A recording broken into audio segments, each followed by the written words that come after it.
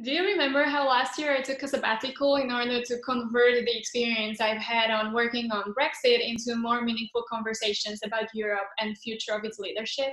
Then now I'm here inviting you to support me in the next step that I'm about to take in order to magnify the impact that I'm trying to create in the area of leveraging and transforming the conversation about the human story behind the story of Brussels.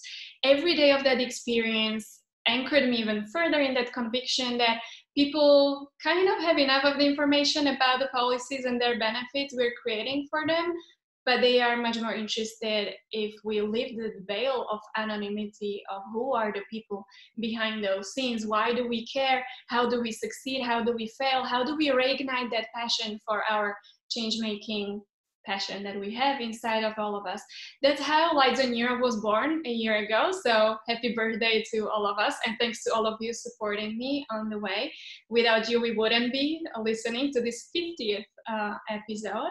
And so the next level that I'm creating now is a book which will offer you the best of and bonus content about the principles, values, the vision for future of leadership for the European Union.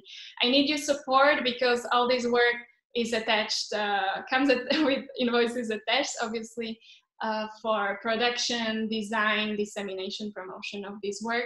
So I would really appreciate if you take time to click underneath the video. This time, obviously, clicking on the like and share and comment, which I believe you've already been doing, but also at the click on the PayPal button underneath in the description, because it's really important that we put the resources together in order to spread this new quality of conversation about European leadership further. I'm really convinced that it's very important for people whose hearts beat for Europe, but who would appreciate discussing more of the iceberg underneath the tip, which oftentimes only focuses on the politicians who represent us at the very top level. It's going to be a very valuable work for all the young professionals out there who sometimes may feel lost on the job market of European change making, for all students of European and international affairs who keep on asking how to best stay tuned to their passion. How do you find that compromise between the talent and purpose that you feel you have and bringing it into the institutional and larger systemic context?